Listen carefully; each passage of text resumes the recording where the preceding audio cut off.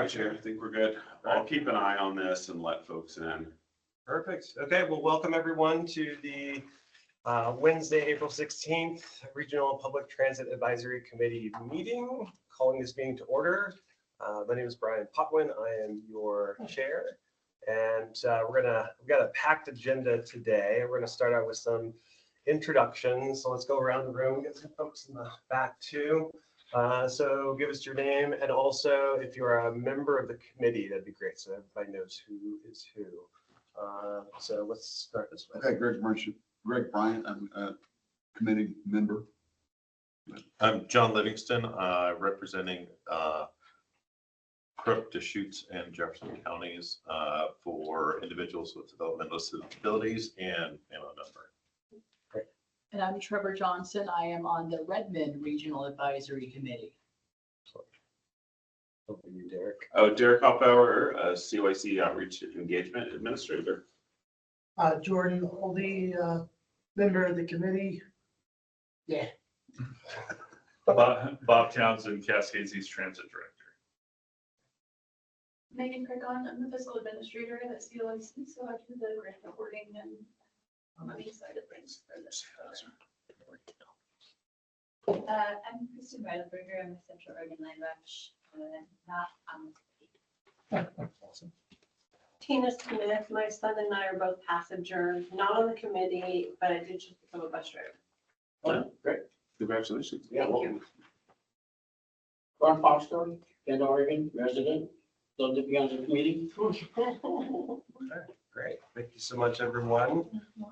So we've got public comment up next, and this is for folks who are not members of the committee. So let's keep our public comments to this time period. It says 5 minutes. Is that 5 minutes per person? No, we usually 2 minutes per person. 2 minutes per person. Great. Okay. So I'm going to open up to public comment. Oh, and Sorry. are you? You member? I represent Sun River. Sun River. Okay, great. Thank you. Perfect. Welcome. Thank you. Good start. No, this is. No, we have folks in all over the place. Public comment? I didn't have anything today. I'm just gonna listen. Just listening. Yeah. Trevor, any public comment? I'll save my comments for later, so regarding the Redmond bus routes. Okay, this is the perfect time for you to make your Oh. comments. Okay, sure. So first of all, I'll just keep this brief. So with the construction of the new cancer center in Redmond by the hospital, there's been some recommendations to move that stop over to Larch Avenue at the hospital. There's already a covered bus shelter over there as well. Because it's been kind of a challenge with the construction getting in and out of that spot currently. And then with the Northwest Flex route, there's been some demand to add an additional bus stop on 19th between either Kingwood, Northwest Ivy, or Hemlock on that route.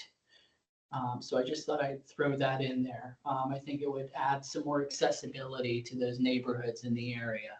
And that's it. Okay, great. Chair, if I could make Kristen, you had a comment last meeting, was it about our coordinated human services plan? Yeah. Yeah, and I would like to respond that COIC and CET submitted a pre-application to update our transit master plan and our coordinated human services plan. And that's through outage, through their TGM program, which is Transportation and Growth Management. That's how a lot of plans are funded. And so that application was due, I believe, last week, and we got it in and submitted. The timeline is probably late 2026 before that work would start. But I just wanted to let you know, since that was your comment, that we need to update that plan, that we're working on some grants through ODOT to be able to update them. So just wanted to give a quick response to that. All right, thanks, Chair. Yeah, absolutely, Eric. All right, so if we don't have any other public comment, doesn't seem like it. So let's move forward. Next agenda item is approval of minutes for our meeting on February 19th. Did all of the committee members get a chance to review? No, okay. And I have all the minutes here. They're kind of, they didn't get stapled, so they're kind of all over the place. But if you guys need to look at them later, I can pull them up. Okay, sounds good. So let's see. A couple people have reviewed. Seems like, Move to accept. yeah, let's do that. Let's go ahead and anybody want to put a motion forward to approve the, I move to accept. great, And a second. second, all in favor? Aye. Aye. Okay, excellent. Moving along, we've got Bob Townsend with the Transportation Director's update. Thank you. Yep. Chair, just to, or because Jane stepped out. Oh, I'm just sorry. Introduce yourself. Hi, everyone. My name is Jane Woodward, and I am the new Community Affairs and Operations Assistant for Cascade East Transit.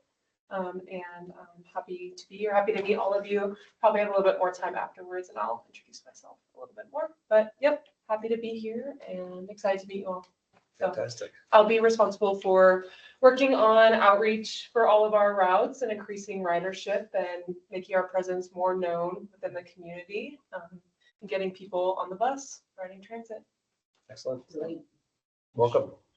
Thanks, Jane. Yeah, so I have a couple updates here, and then Derek is gonna take a couple of my update notes because he's more, he's more responsible than I am on a few of them. Next slide. Hold on. Too many, Well, you're not more too many responsible. computers here. And we're gonna use the old mouse. Okay, there we go. So just, this is my common, our common day thing that we've been sharing, whether it's in public press events or at, city council meetings on our website. A lot of changes coming here. Here's some of the highlights, right? June 2nd, Monday, June 2nd is when fixed route in Bend expands hours. So right now it's 7:30 in the morning to 5:30 at night. It'll start at 6 a.m. To 7:30 p.m. so we can get those commuter traffic. We'll certainly have a lot of outreach going up to that point and additional communication about those changes. But in line with that, we're having a tri-transit week, June 2nd through 8th, where we'll have a lot of different events around on the bus, maybe some prize type of things, and just really trying to promote the bus that week, having some partnership with different local partners. Certainly, if you're interested in volunteering or helping with something, let Derek know. We don't know exactly where we need help yet, but we know the more people we can get involved that week, the better. The next big event there, or change, is July 14th, when we launch Route 8 on the northeast of Bend. We still don't have that finalized. We're making a couple reviews on timing and things like that, but it'll be exciting to get to the northeast part of town. Really, it's the main stops are, going up 3rd Street all the way to Cooley, over to 18th and Cooley, back down Empire, Boyd Acres, Pine Nursery. It's just a matter of the protocol there on the route. So that's July 14th. And probably in combination with that are slight modifications to Route 5 and 6 that touch Butler Market. We certainly don't need 3 routes going a couple minutes of each other there, so we may adjust that. The other big thing going this year is the Transit Pass or app system, where you'll need the pass or an app for most times to ride the bus. There'll be a couple outliers where we'll allow people without a pass for emergency or safety type of situations, but we're hoping to launch that softly in June to give us plenty of time to get everybody signed up. The nice thing is, every one of our patrons right now, we have daily access to them because they get on the bus sometimes. So certainly we'll want to expand beyond that, but we're going to go out in the community, have sign up events. We'll have things here at Hawthorne. We'll have things on the bus if people have phones that they can, they can scan the QR codes and adapt as well. But our hopes are that that's final implementation September 1st, a month in advance of their implementation. And so whether it soft starts in June for everyone is probably not the case. It'll be more of like some of our community partners we'll start with first, and then we'll continue to grow on that. Next slide. Yes. I did want to just give a bit of a just staffing update. So as people are asking, and this has been a common question all the time, I won't get into a lot of details. Drivers, we're at a good number right now where we can expand service. In June, we're probably going to have a couple new routes in July, potentially straight from Bend to the airport, maybe additional Redmond Flex route later this year too. And so we feel pretty good. We're still recruiting. We need more, but it's a good start from where we're at a good place from where we've been in the past. To that degree, we have, our bus driver numbers vary between CDL drivers for our bigger buses and non-CDL, but we have one driver supervisor managing 40 drivers, which just isn't reasonable. And so we've added additional driver supervisors, so they each have 20, and we'll be able to grow from there. So that allows us to grow. Justin Graybill started a few weeks ago. He's our new facilities supervisor, so excited to have him on board. He oversees our mechanics and our maintenance workers. We have a safety manager, which is a new position that I didn't want to share the name yet because we're just going through some background checks. Everything will be fine, but they're starting in May, and so I'll have more information on that. We talked about Jane. That's certainly a big part of us getting to some of these things, is having the additional support. She'll be working in conjunction with Derek a lot, and then of course out doing outreach, as she said. Station attendant, we have 1.5 station attendants here, part-time and full-time. With the expansion of hours, we'll be expanding the station hours as well. So we're going to have to hire a new one that we're recruiting for soon. We're adding another dispatcher. We're reviewing our call center. We know with the passes and fares, we're going to get a lot more calls to our call center. It's just there's going to be those type of questions. At the same time, we may get fewer calls because we may see a dip in dial-a-ride, because right now with free dial-ride, it's not that everyone's abusing it. It's certainly providing a service, but we are seeing a lot of abuse of it. So with a small fare, there probably is going to be less dial-a-ride usage on the interim. And so maybe we don't need that extra position. A new IT position is we're recruiting for now, and this is just to help with all the fare system, the app. It's just a lot more technology, the cameras on the buses, the voice systems, all those things. So we're adding an IT position. So not that anybody needs to know the details of this, but behind the scenes to implement a lot of the stuff we're going to, this is what's taking place, which is really, as I talk about it, is just really professionalizing CET and how we operate so that we can continue to expand and look like a professional organization when we do. Next slide. I'm going to let you have this one. All right, so we were talking about logos last time. We got you guys' input on some logos early on in the process. This is actually like, I think, our third touch point with the committee. I just wanted to kind of explain part of the process and where we are. These were just some kind of preliminary graphics. So we did get a lot of feedback from our staff. So we sent out a survey to all CET staff. So I believe there's like 90 of us or 80 of us. There's a lot. Got 40 responses. So that was helping us kind of look at colors, shapes, fonts, things like that, of some of the previous iterations of this logo. And then we sent an email out to our COIC board of directors, getting feedback from them. And they wanted to see kind of like a little more kind of design in the logo itself. We kept it simple, just it's always easier to add things than to start taking things away. Once you show somebody too much, then they're like, oh, I really like that, and now add this. So we started really basic, and then we got some feedback from the board. So now we're doing some final refinements with our graphic designer. The board of directors was also interested in, as we've explained, we're going to be doing some complementary graphics on the side of our buses to accompany this logo. This isn't the best example. They just cranked this out just a little bit ago, just so we could show you some kind of example of how it looks on the bus. That logo might even not be on the bus, or it might be integrated in the background a little bit and not in a circle. But something with a more kind of artistic design, not necessarily using AI, that's AI. But, I wanted to just share kind of where we are in the process and thank this group, because you guys have been really instrumental and kind of getting us to where we are today, but also wanted to kind of get your comments on, you know, what we've done is we added a little shading to the mountains. We put a dashed line in the road to make that a little more like it's a road and not just kind of like a waterfall or something. Added some trees and then that kind of ground line there to separate the mountains from the CET. So do you guys like that? Is it too much? Just wanted to kind of like get some input on that. I think it looks brilliant, and I personally like the gray circle rather than the orange. Yeah. Me too. It's more neutral. Okay, guys like But that's a brilliant design. I love it. It's really Okay. good. My contention is I like the middle one, is the color. Yeah. When I first look at that, I see the color. Yeah. I see the brown circle first. Nick had a comment on But the line. whatever. What's up? Nick had a comment on the line. Oh, yeah. Go ahead, Nick.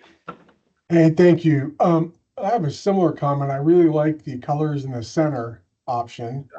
However, I would suggest that the left option, that the letters CET be colored the same, I guess, orange. And then you could use the left option Yep. in a format where color is acceptable, and then where maybe you can't use color, you use the far right option. So you have both a color and a black and white option.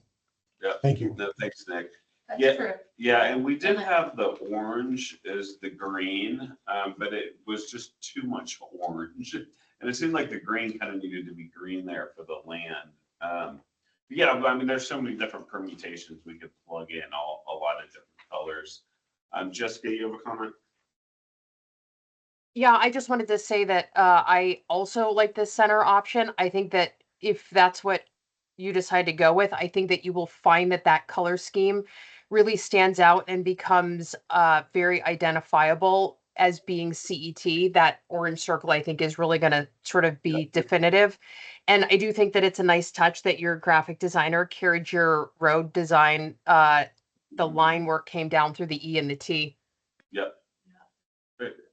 Yeah, we didn't have the dotted line in there, and I'd asked them to do it on the last time, and they said it was because I think it was too narrow, so it was hard to fit it in. So they actually widened that road a little bit, and then they reduced the lettering. It was like really big lettering CET in the mountains, so they kind of just adjusted the scale of it to make it flow a little better. Who's doing this? It's a GB2 agency. It's Jarrell. Intently. So they did all our design on all of our previous flyers. They did the Atom design, so it kind of made sense to stick with the firm that knows our brand the best. Yeah, so the next touch points will be going to the board in May, and not forcing them to choose what they like, but getting a little more direction from them. If they want to choose, that's great. And then we can have a logo, but I have a feeling that this will carry out a little bit into the summer. So I just wanted to kind of keep you guys posted on that. Any other comments? I guess my only concern in the middle one is the circle's more important than CET. Mm-hmm. Yeah, and there's some other But versions I don't too. know. It might work. I like what Jessica said, so. Yeah. Let's kind of make it pop out more. Yeah. So, for sure. Yeah, we definitely wanted to have the orange to kind of honor the path logo that's very orange, as you'll see in some of those other slides. So, you know, but I think there's certainly some variation. We could even do the lettering in orange, Cascades East Transit, and not gray. So really, we just wanted to kind of pop on, and you know, these would be more on like white letterheads as well. So, you know, you couldn't do the white underneath that. So there's going to be different variations. This is more like if it were on a gray background, like our bus, those necessarily, that lettering of Cascades East Transit on the bottom wouldn't work on white. So that would be a different color. So the colors you choose in this, are they going to be then consistent with your branding colors throughout Yep. all of your collateral? Yep. Mm-hmm. Yep. There's a palette, and this dark green just got added. It was that lighter shade of green, but from a contrast accessibility point, it wasn't like strong enough against the white background or the white lettering on that. It was kind of like a lime green color, and so we did get feedback from the staff that said try like a pine green or a darker green, and then having that contrast with the gray over that makes it pop a little more. That green's like the needles on a ponderosa tree. Mm-hmm. Yeah. Great. So once the logo is finalized, there's no going back? Nope. It's gonna be Nope. on business There's cards? no on- going back. Okay. Police crew. I That's stand- good then. Yeah, I stand firm. It's either gonna be a new one or we're gonna keep using the old one. Right.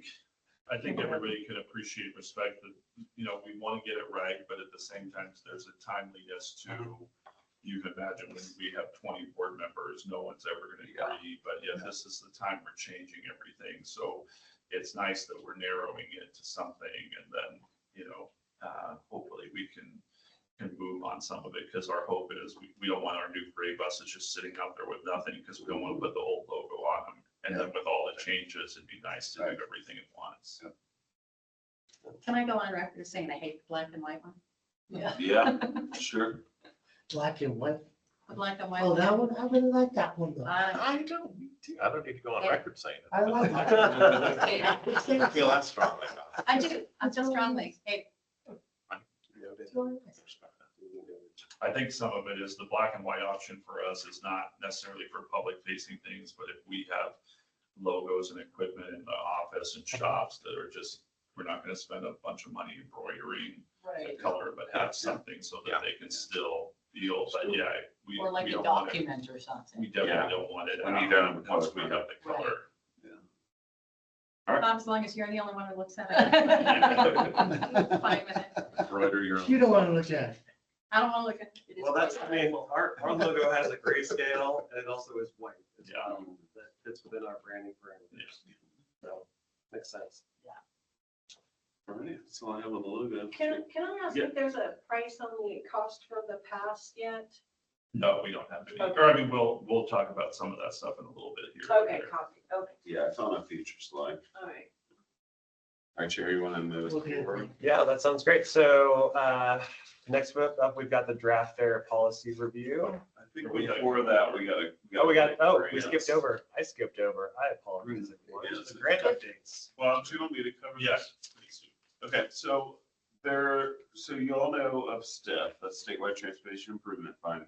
So there's a couple different categories of STIF. There's the formula funds, which is 95% of the program, and those are the ones that CET needs to, or COIC has advisory committees. That money comes to the counties.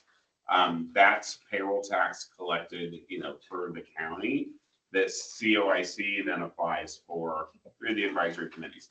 This is a statewide program. Discretionary means these are competitive grants. There's a finite amount of funding, maybe $20–25 million statewide. And transit agencies are basically in competition for these funds. They're meant to be spent for kind of like one-time projects, like a pilot project, a study or an assessment.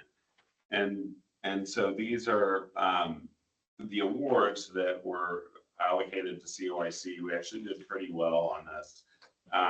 The van pool program supporting that. So that grant award was $480,000. You never fully get what you ask for. They usually trim it down to be equitable across the area. And then we have some vehicle replacements for our rural community connectors at $960,000. So that buys us like 3.5, 4 buses. Okay, that was close. And then Pacific Crest Bus Lines been to Klamath Falls operations. So this is that inter-community service. They do use a little bit of the STIF funding from the formula side, but I think this is a better bucket of funds for them to draw from, because it's meant for interconnecting services between communities. And then we have the rural veterans healthcare. We currently don't try to use our STIF formula funds for that. We like to use the discretionary funds for that. And then also the veterans funds that come through the state. And then the last one is a new vehicle purchase, and this is for $480,000, and that's for new routes in Redmond and Bend. So it's going to be the Route 8 in Bend, and I believe Route C in Redmond, which is going to be the new route. And Bob can talk about timelines on. I think you talked about Route 8, right? Yeah, we'll see with Redmond, but getting the vehicles is the first step, and then we do the service. So.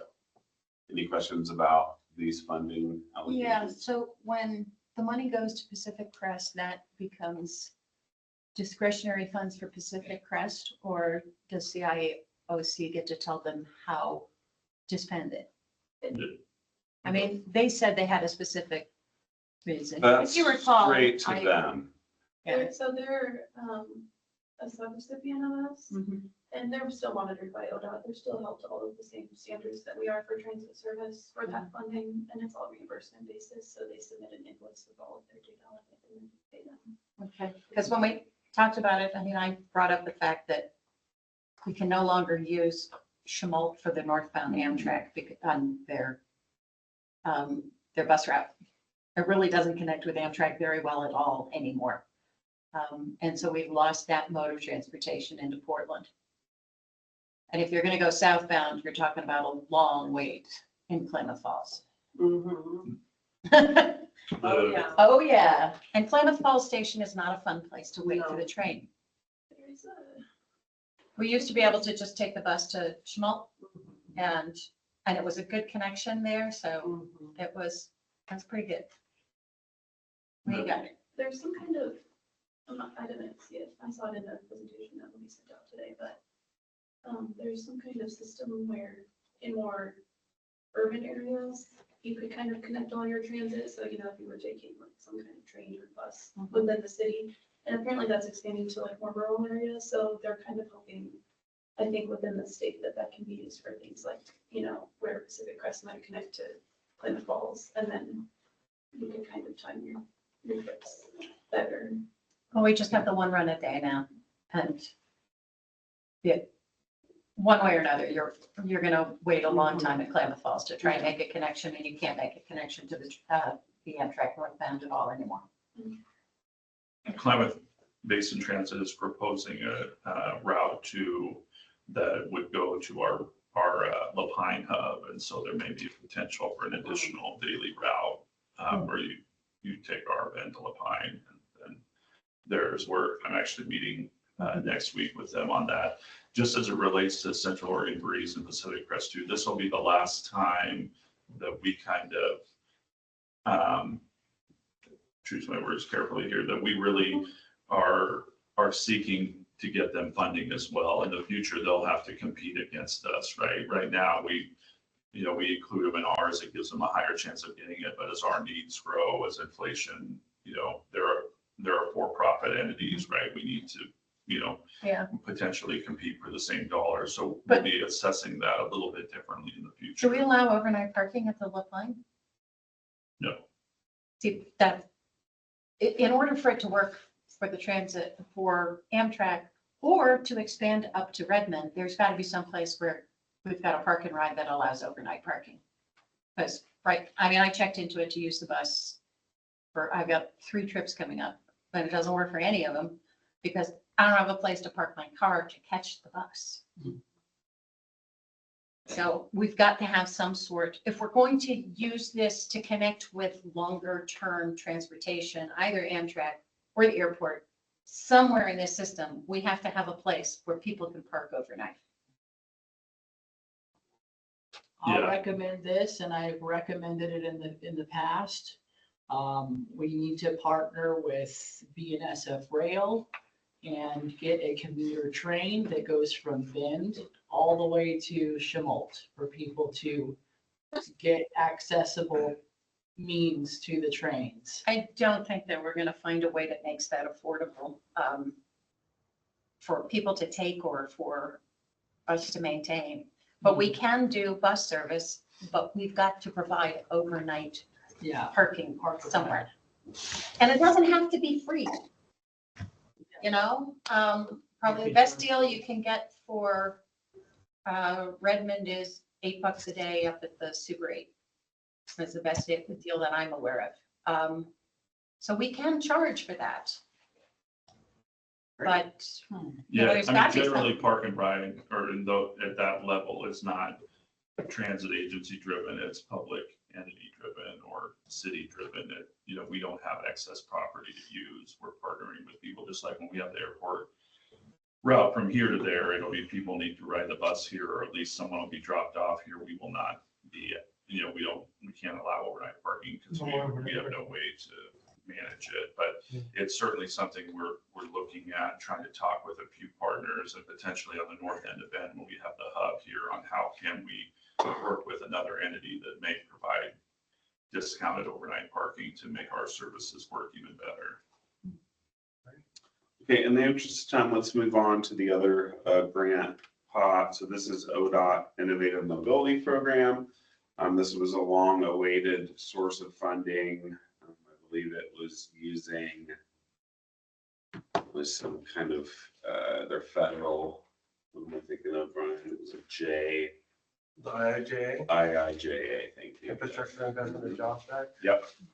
And so CET put in two applications, and then the City of Madras put in an application as well. So City of Madras was awarded, CET will be carrying out like 95% of this work, and we're looking at potentially hiring like a Latino focused outreach firm to do a lot of the assessment. It's basically looking at how CET can better provide service, do outreach, communicate with Latino audiences, particularly in the Madras area. Our Title VI plan, which kind of spells out some of the equity requirements. Madras has a higher percentage of Latinos, Latinx, and so we're required to have everything that we do up there, we need to have in Spanish and have done well in Spanish.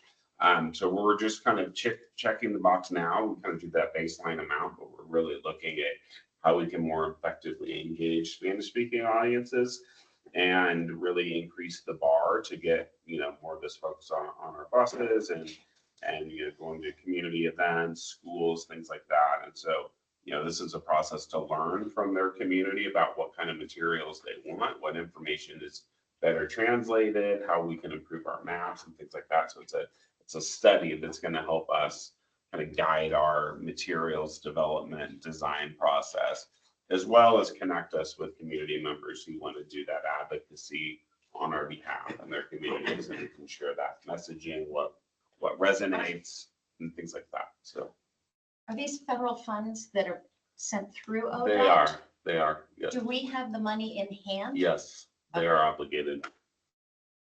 I mean, COIC doesn't, but ODOT has the money. That's the important thing. Okay. All the IMPM funds are obligated at Yeah. this point in time. They are. So they're safe. The second one is a Cascades East Transit partnership with Confederate Tribes of Warm Springs.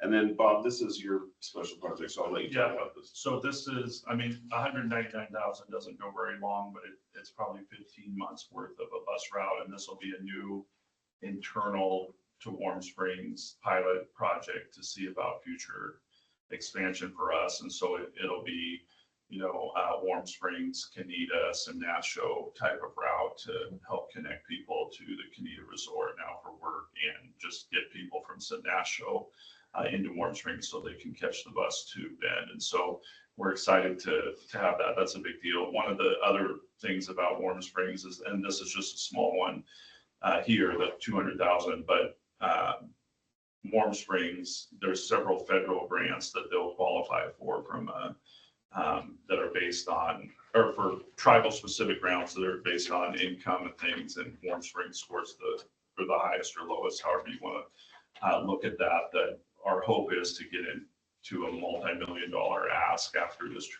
trial route to sustain it for the future, and they have a very good likelihood of getting that.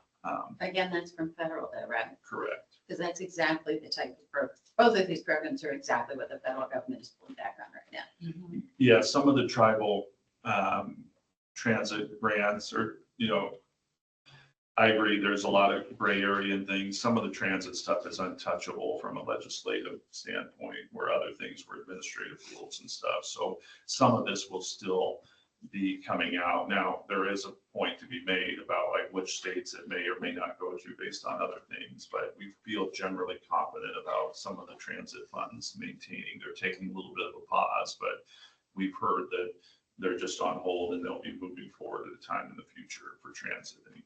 Unfortunately, nothing's untouchable with Donald Trump as president of the United States. So. Yeah, we're finding that out. Okay, let's move forward. Do you have any other updates on? No, I just wanted to recognize James. James, I know you've heard a lot about these projects, but this is a grant award. I think the fund should be obligated probably in the next, looking at Megan, to COIC in the next 4 to 5 months. So James, we're going to be connecting with you and your community members up there to start to think about how we can shape this project and start doing the work up there. It's connecting the different Ignacio and some of those areas that need service with shopper shuttles, medical shuttles, et cetera. Sounds wonderful. Awesome. Thanks, James. Yeah, no problem.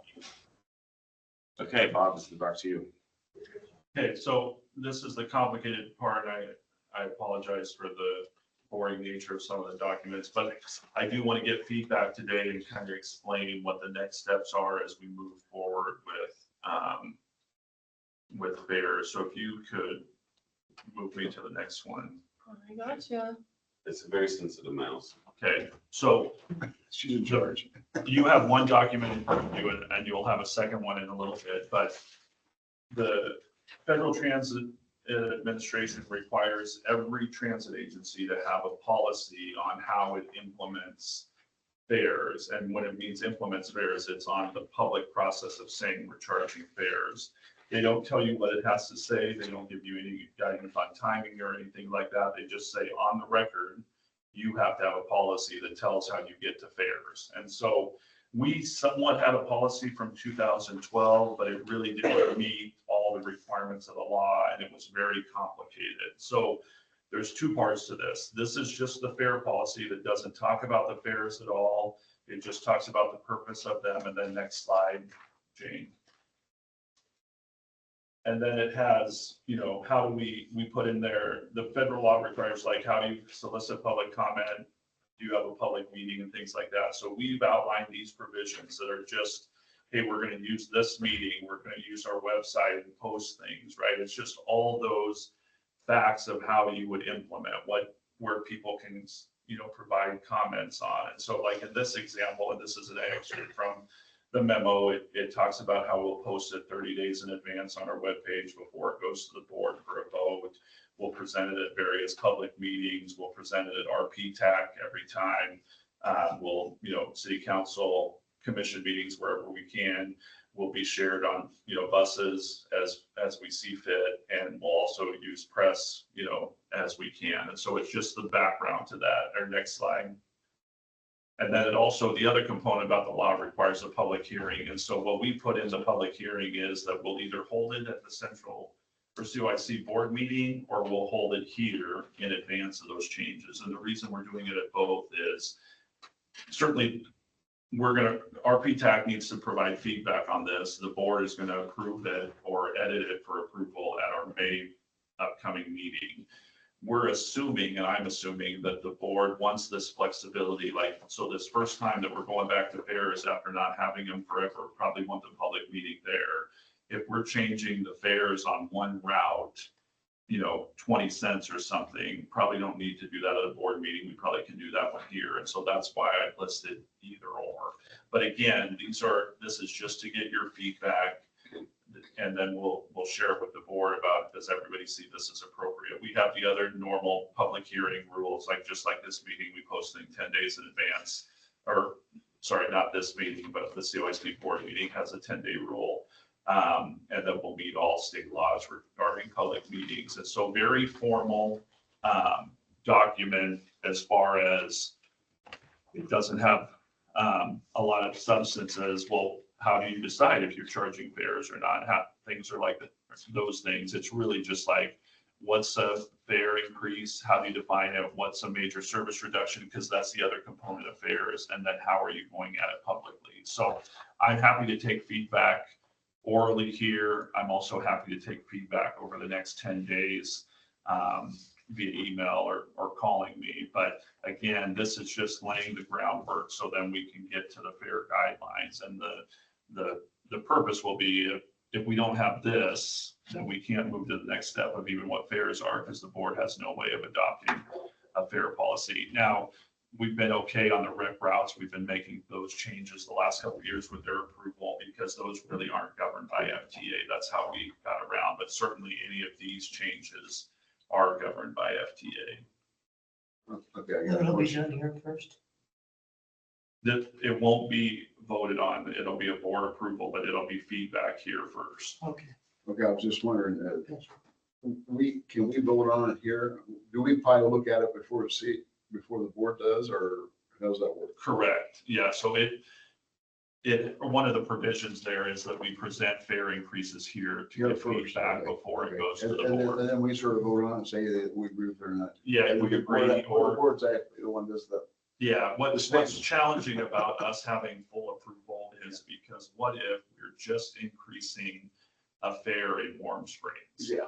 And the board, there's only one voting member from Warm Springs and one non. We don't want it to be an absolute because or if City of Bend, and with the City of Bend contributing to the fixed route, if they want a certain thing on fares, it's hard. That's a weird dynamic. Yeah. And so we certainly don't take that as we don't want feedback. The board is going to want to know exactly what everybody thinks, what concerns are. It just won't be an official vote. Right, okay, We don't get an up or down. yeah, I know. I have some feedback. So this draft here showing the daily rates, monthly rates, that's just an example, right? So Of that's that. not the It's fair not- policy. The fair policy is just the one pager that I sent. Right, The fair guidelines we'll talk about in a minute. okay. I just wanted to bring something up. So we're bringing back fare-based transit here soon. My question is though, are people getting their money's worth when they go to buy a day pass or a monthly pass or whatever? Service should run, I know there's funding involved with changing times and schedules, but if I'm gonna pay $6 a day or $60 a month for an example, I want to ride the bus. I want to ride a bus that runs every 15 minutes. Yeah, so just to clarify, we're going to talk about that stuff in a minute. This is just the policy on if we want to introduce fares, how do we do it from a public perspective, not the other deep, like if we never went to fares ever again, we still have to have this policy Okay. in place. And so that's what this first part, certainly I don't mean to not talk about it, but that's why it's a unique conversation here about policy versus the guidelines that talk about fares. Okay. So when we say about, it shall be given by notification shall be given by publication in local newspapers. That's kind of low. I mean, that's not real big. How do we, there's nothing here that addresses, for example, social media. Yeah, and so we post everything on social media still, or we will, but the public hearing laws are still tied to newspapers, which is weird. But I'm happy to write in just to confirm that it'll be posted on social media webpage or whatever. That's fine. I would like to see Yeah. that because I realize that the newspaper still has to be there, but social media Okay. in addition, because we're going to get broader. Yeah. Do you guys have an Instagram? Yeah. Okay, yeah, I would utilize that more too. Because a lot of young people use Instagram and they'll be able to follow that information. Well, that's good. Adam. Or even TikTok. And Sorry. no TikTok. No TikTok, please. Like I said, we're going to keep editing this. Couple minor changes here or there potentially for the next couple of weeks before it goes into the board packet. So if you have some feedback offline too, or after the meeting, happy to take that as well. Okay, so now to the more complicated side.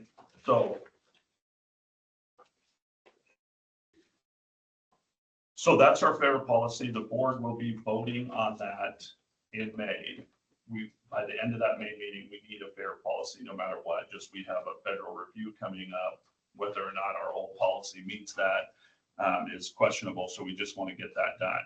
Now, the second part of that is we, under the board's direction too, and just, getting back to pre-COVID, we're moving forward with fares in September. We think that's what we're tasked with. Now, in order to do that, we need the policy accepted.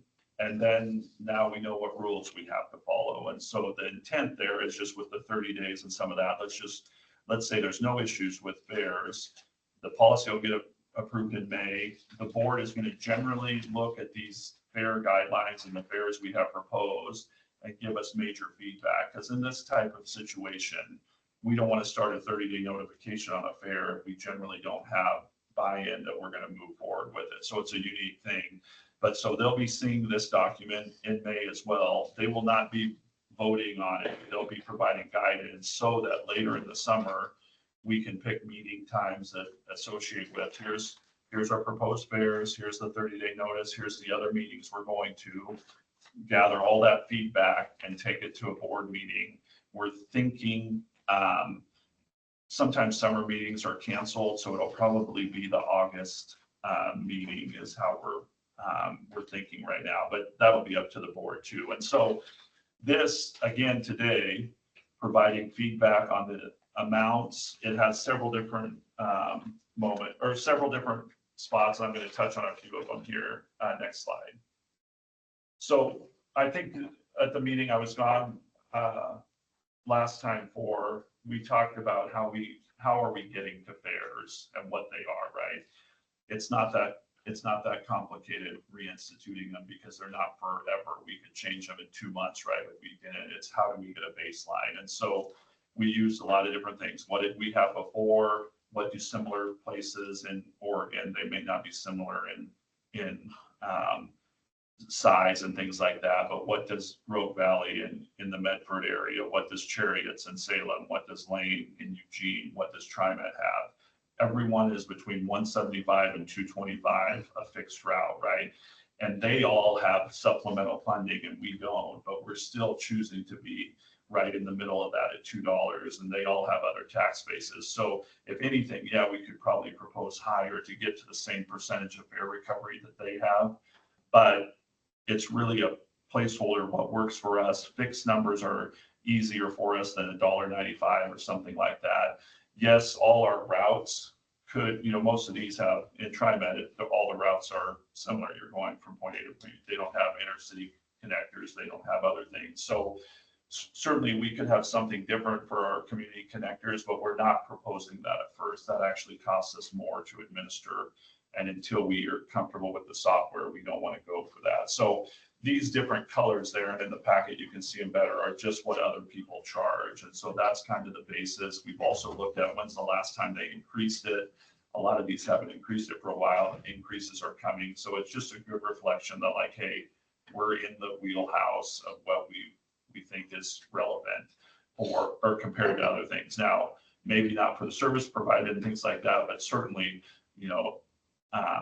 this is within the reason. Does it get us to a fair recovery number that we're looking for? No, but the way to get to that number is to increase ridership, not necessarily increase the rate right now. And so, next slide, Jane. What's your gap on your fare recovery?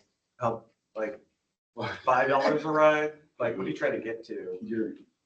Yeah, I mean, you look at it, if you either, like if we charge $7 or $8 a ride, we could get to a percentage, but that's not realistic. It's more about how, like in the mornings, the more riders we get down that are commuters, that's going to help that number better. So I don't like to go with that, what that number should have been, because we have way too many assumptions. We don't know how many people all have reduced fares. We don't know what individual city contributions may change so that we can get more people free or reduced rides. And so I think this is what I've been telling elected officials is this is a good baseline. Let us run 6 months. Let us see where we're at. We have so many variables now.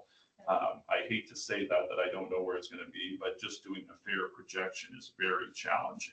Did you also compare transfer policies? Because we've got 4 different types. So like if I buy a ticket on TriMet, I know it's good for 2 hours of anything in their system. And a day one is good for anything in their system. Are we saying that also if you're riding in Benfix to a community connector to the Redmond Flex Road, is that $2 every time? Yeah. You're going to pay $2 on every bus? Yeah. Now, there's going to be some provisions in the bend, how we do the bend one that we're still working through on how from a data transport is like that within a certain amount of time, so that if you were taking 2 buses here, you know, and you were on a stop or on one route for 1 stop, right? Certainly we have to correct that. But as it relates to community connectors, certainly if you ride from Warm Springs to Madras to Redmond, Redmond to Bend, those are $2 routes. And yeah, that adds up, but that's why there's a $6 cap, or if you're in the reduced program, it's $3 cap, and then you're good for the rest of the day. So most everybody will hit the cap in those ones. And from our numbers now, and based on the 2019 survey, we think 75% of our riders will have the reduced fare qualification. What percent? 75%. It's less, 75? it's less than that in the 2019 report, but when you correlate some other data. Now, the difference in that is some people are not going to want to sign up for a reduced rate because it requires ID verification. Some people are just going to pay the regular one, even though they may qualify. The other thing that corresponds with that is we're not a commuter-based system right now. Our peak hours are in the middle of the day. Once we extend the hours in the morning and the evening, the reality is if we do our outreach and we are connecting people, we should be a commuter base, which will drop that number considerably.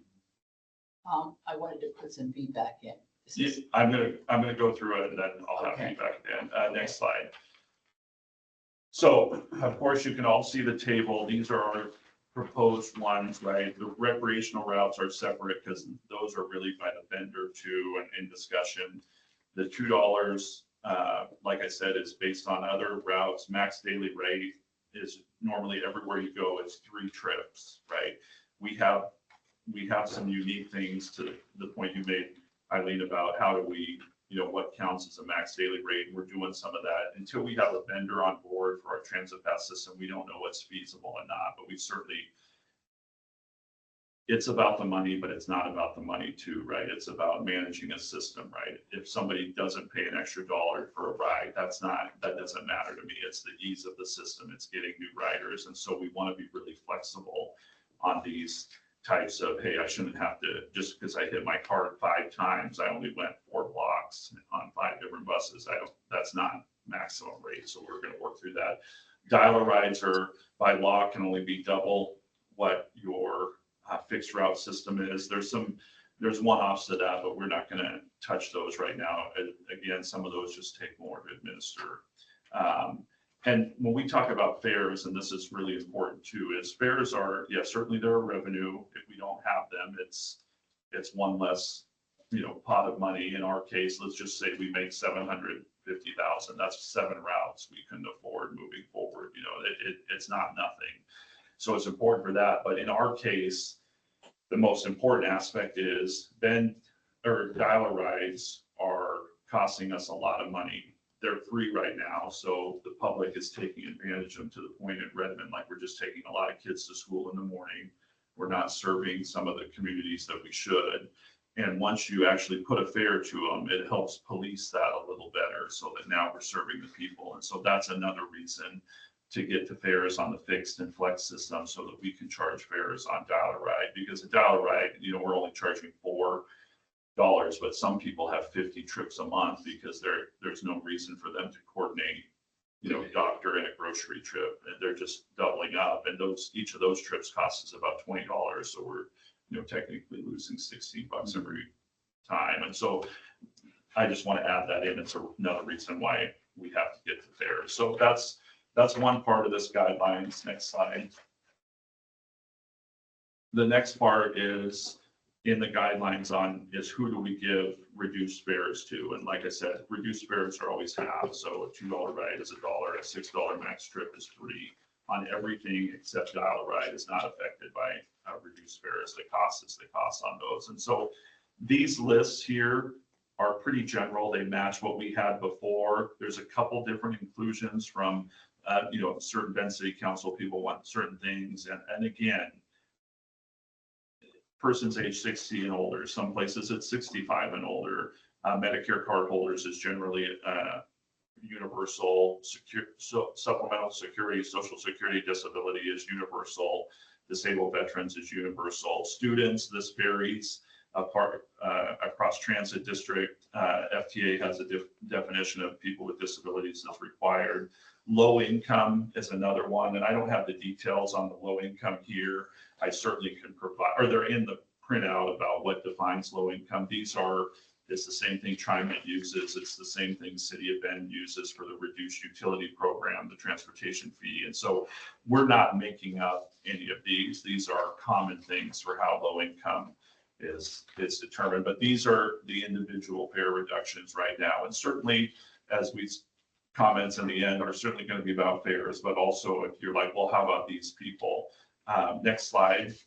So you either can do individual, or we have these group fare reductions too in place. And so Confederated Tribes of Warm Springs, private nonprofit agencies, and we have some unique descriptions of those, but it's pretty broad, right? Again, we want to get to as many people as we can.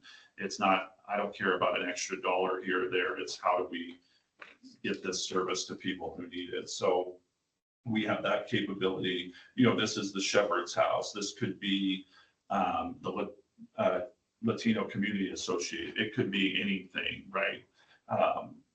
What we want with those, though, is we certainly want to have agreements and discussions so we can talk about how we manage it within that, how they can help us if we have people who are taking advantage of it in the form of safety and security concerns. And so I have a couple meetings, and we're just taking the list. You know, we're going to start these meetings more in June, where we're just trying to call out any public entity, or not public entity, but any nonprofit entity that may want to partner with us, and how do we get them discounts. And then the other one is, and this is similar to before, but our COCC, OSU, RPA, any institution, employer, Deschutes County, City of Bend, anybody who has 10 or more type of thing. That 10 or more is kind of loose if people with 5 want to do it. I mean, again, it's about getting people to bus. So we have individual, we have group, and then not shown, but in the program is certainly we have places when we would deviate fares, like when we have promotional events, special events, emergencies, and most of those are on the sheet, but those are up to the director when we need them. You know, we may do every year a June 2nd Tri-Transit Week where we just make it free for everyone. We certainly want to have that ability. Okay. Just Yeah. quickly, the C goes before the 3. 501. Oh, Parent yeah. C, I don't know why I parent did that. 3. Yeah, sorry. I'm assuming it's also for the 19, but I don't even know what 19 category is. Neither do I. I took that one from somewhere, but yes, it's 501c3. So I'm assuming it's C19 as well. Love to know what a 19 is. Never heard of it. Yeah. It was in our, I think it was in our old policy. It had 19. I think there's more of them too. That's why I put or approved the equivalent, because I think there's other designations. Because there's also a 3D also. Designation. Okay. 19 is a veterans organization. Oh, 19. Thank you. Okay. Yeah. Called. No progress. So again, happy to take a lot of feedback today, but just as we do, you'll have another time to weigh in on this before it's adopted. Now, certainly feedback now before the board even sees it at all is appropriate, but just remembering we'll have this at another meeting in more detail. I just wanted to have an example. And so in the future, the first document, the policy, will never be changed unless the legal requirements. It's this document that'll change each time we have fare deviations. Okay. I guess going back to the 501c, it's like, there's also an awful lot of classifications in there that are bogus. So Okay, like 4s and 6s, forget them. forget them. Do you have a designation? 501c3. Yeah, okay. And Bob, so with this timeline, does this mean for the public meeting that we would use PTAC June?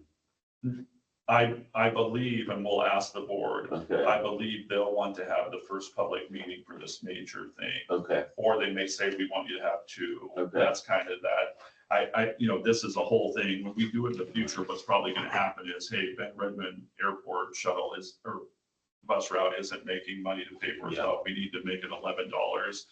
I don't think the board will want that at a hearing there. They'll be like, you guys take that one. But I have a feeling they're going to want to be part of this public rollout this first time.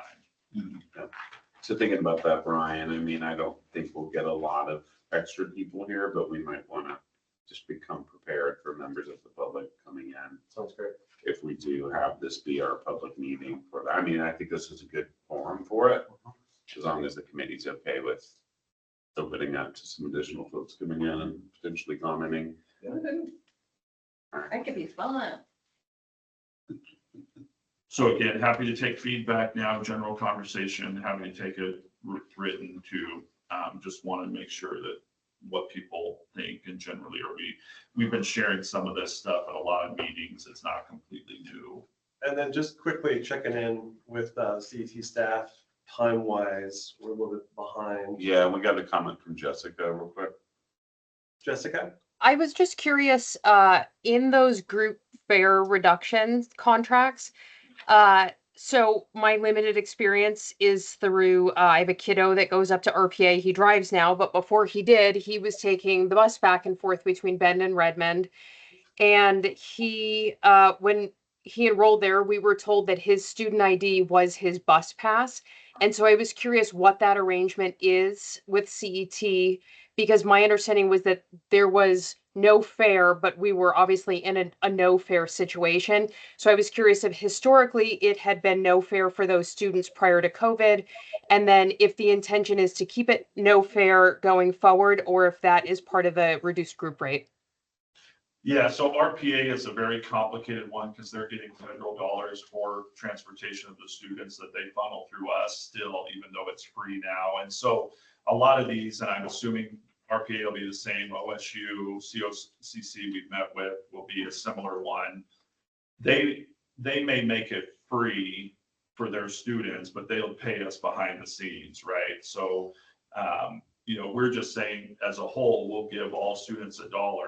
If COCC wants to make up that $1 and then their passes are free, we'll work out that agreement behind. And that's what we'll have with RPA is we'll have an agreement behind the scene. So if everything stays the same, what I imagine is we'd estimate how many rides they have a year at $1, the reduced rate, and then RPA would pay the difference.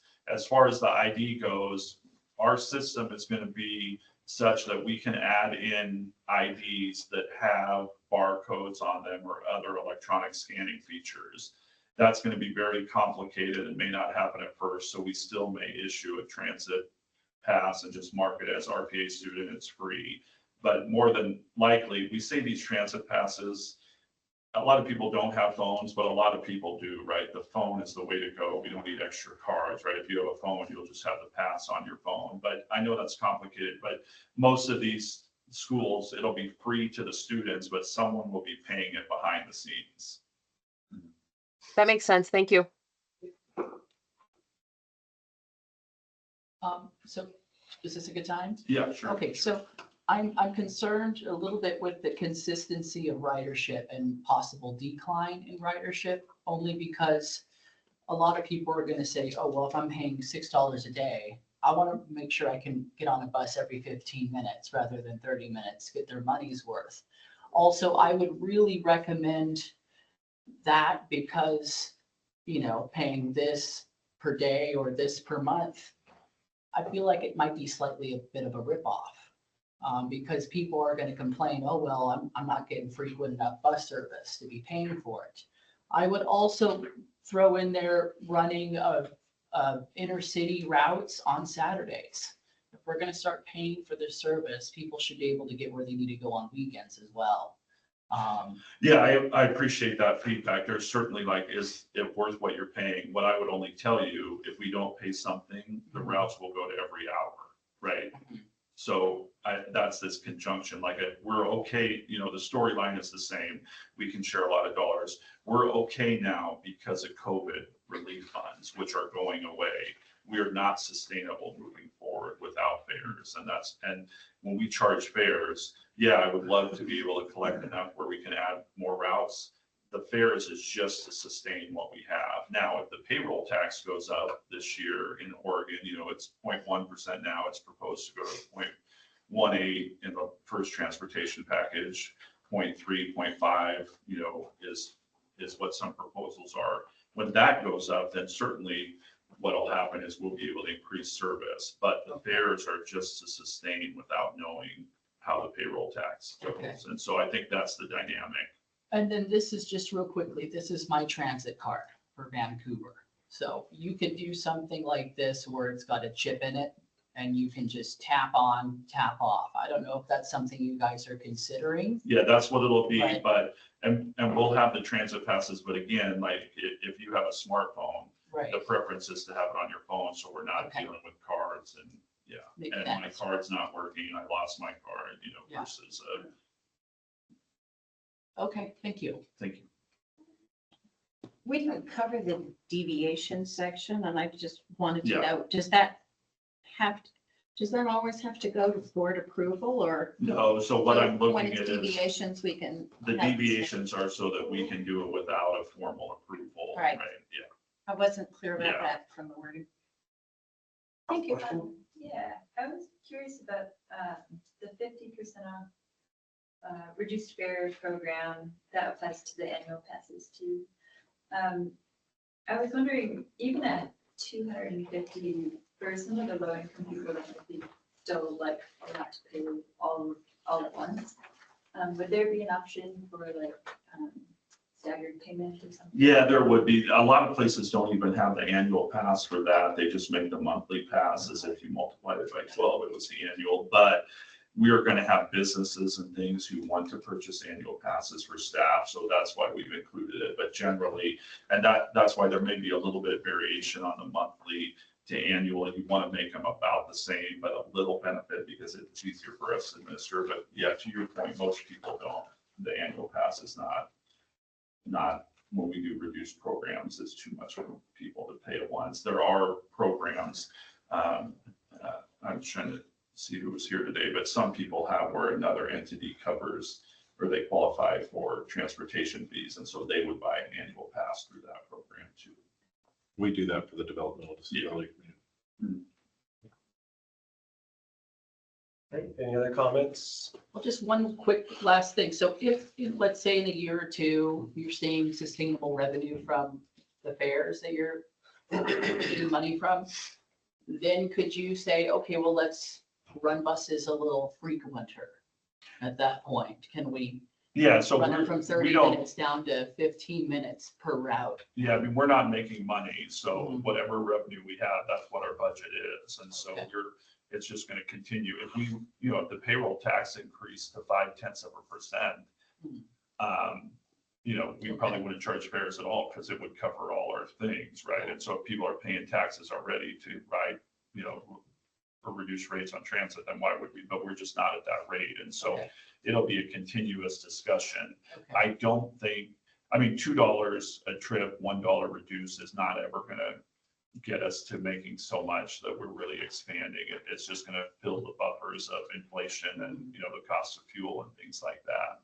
So hopefully additional revenue that comes from the transportation package, how is that get distributed, and are there rules about it? Because right now most of that is going through STIP, right? Yeah, so it's, as Derek mentioned, there's formula based, so we would get a percentage of, or Deschutes County gets, a percentage of the 0.1% payroll tax of all people in Deschutes County, right? And then some of it goes to the discretionary fund, but the way the legislation is written, it's just increasing the amount, the distribution is the same. So if it goes up double, our revenue technically goes up double right now. Now, they could put another provision that they want a certain amount of that money to go to another thing. It's not in there right now, but that's technically we look at it. So if it goes from 1/10 to 0.18, then we're going to get an 80% increase in our revenue. Now, Bob, also, am I thinking correctly? Right now, our routes are about 30 minutes on average, maybe. 30 and 45, yeah. And then if we wanted to go to 15 minutes, let's say if there were 30 minutes and everything stayed the same, you'd have to double your buses and double your drivers right now. Yeah, so one of the things. That's not logical right now. Yeah, and one of the things as we move to that is, and why it's so important to have fares too, and then ridership. It's so important to have Jane and Derek doing outreach, because right now we get tons of requests for new routes all the time. We just can't afford them. in the future, right, unless there's a substantial change, it'll be like, okay, we do think that route's more important. Here's the ridership on this route over here. We're going to need to pull it then, right? But right now we can't honestly say like we've done everything we can in outreach to increase it. We don't know how fare is generating will affect that. We don't know how, because of the hour changes, what that impact will have. And so the hope is by this time next year, we'll have a lot more data to make these decisions. We'll know where the legislative landed. And one of the areas of expansion that I feel confident in, we're not going to get to every route at 15 minutes, but I think in the next year, we're going to look at a couple places like here in Bend, where do we add a couple buses in the morning on 3rd Street or some other peak ones, right? Or at the noon time hour, because a lot of people use it at noon, right? Those are, we're going to pick certain routes. And again, that may be like somewhere it's an hour delay or an hour cycle instead of 30 minutes, but we're certainly going to be more strategic than that. Right now, we're just operating old school, like, hey, every route is the same. The bus driver does the same thing every day. There's some mechanics to changing that a little bit in the future. And one of the things we're doing at the 6 o'clock expansion, because there's not as much traffic, every route will be 30 minutes, no 45 minutes, and then until 8. And so we're 30, 30, 30, 30, right? So no one's having to wait that 90 minutes technically if you had to ride the bus twice. Okay. All right, if you have any other comments or questions, you can definitely direct them to CET, but let's move forward. Derek, you're up with the RPTAC new member recruitment. Yeah, so this is currently a work in progress. So we have an application. Eric sent it out in a newsletter. We have a Facebook post out, and we're looking to fill one position in Bend, and there's also a potential alternate position open in South County, unless you talk to Janet. No, I gotta get her number. Okay, perfect. We just have some folks that haven't come to this meeting yet since they've been appointed, so we're looking to change that role over to someone who's can actually make the meetings. The other one that I don't have in here is City of Redmond. They had asked for kind of a more of like a dedicated seat for city staff. Like, for example, we have Toby Marks from City of Bend sitting on the committee representing the city, and Redmond wanted something similar. So we said yes, but their individual who they selected, his name's Anthony, hasn't been able to attend a meeting. He's just too busy, and so they're working on finding a replacement for him. It looks like it's going to be a planner. He wasn't able to. His name is Kyle. He wasn't able to make it today because he got a planning commission meeting, but he's interested, and I've been giving him a lot of information, and he's going to fill out an application. We gave them a deadline of May 1st, but we're looking to extend that deadline to the public out to about mid-June. So then, or a little before mid-June, so then we can come back to this committee during the June meeting to talk about who's applied. And we've had, I believe, 4 or 5 applications just in the last week. So you can see the Bend position is replacing Denise Labuda. Her last meeting was in February, but she's moving to Portland. She used to work for Council on Aging. She was on the committee for a very long time. So we're looking to replace the Bend position. We just wanted to do a little more outreach for it, make sure that, folks are getting the applications, and we're doing a public outreach component of that via a newsletter and some of our social media and our website. So more to come on that. Usually when we do recruit new members, what we'll do is we'll set up an internal committee of like CET staff. We'll look at our partners over here in community and economic development. We'll grab someone from the COIC side, and then we'll get like the chair or the vice chair. And then we usually have like an external partner. That's for like a full recruitment when we're looking at changing over the entire committee or doing a very broad recruitment when we have a lot of members. Just with this small amount of members, we'll probably do a little kind of a briefer version of that, but we will have a process for scoring the applications, providing criteria, and then, we do ask them to provide references, checking in on some references, and then we'll be coming back to you all in June to look at who's applied, get your comments, and then we'll make that decision in the summer. And then it ultimately goes back to the COIC board for them to appoint new members. And so I do also want to follow up. We have an alternate on this committee that hasn't been able to make a lot of meetings, so I was going to follow up with him to see if he still wants to continue on the committee, and if he does not, we'll open that one up too. So that would be another potential alternate position in bed. So more to come on that. But that's the gist of it. And then community engagement, well, I'll go through this fast to keep us on time. So as Bob mentioned, we have a lot of initiatives. We have a lot of events that we're doing. The first one that we're doing next weekend is Earth Day at the Environmental Center. So that's a downtown Bend. It's a pretty fun event. We'll be tabling there. And that's a good opportunity for us to get some information about what we're doing with fairs, what's happening with the Bend Fix routes in terms of their expanded service times in early June. And we'll have some information about our Tri-Transit Week. We won't have all of our events nailed down, but at least we'll have a headliner of what it is and what we're asking people to do, which is ride the bus that week. And then we're going to be doing a CET open house event and walk and roll event on May 8th. That's something that I'm hoping that folks in this room can attend. If you all have an RSVP for the walk and roll event, that's in partnership with City of Bend's Accessibility Advisory Committee, working with Brian's staff, Whitney on that. Jordan, you're aware of that.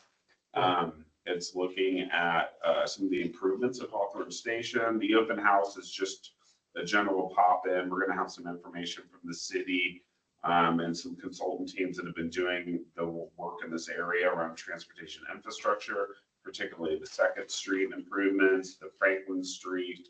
There's a project called Drake to Juniper that's looking at, providing safe access for people biking, people walking, people rolling down the streets, as well as the Hawthorne Bridge project. That's kind of in conception right now. So the idea is to get folks here and also talk about the new amenities that we have in our parking lot and how we've moved parking off the Safeway side of the street to make that street a little safer across. That'll be followed up by kind of a happy hour event over at Dogwood.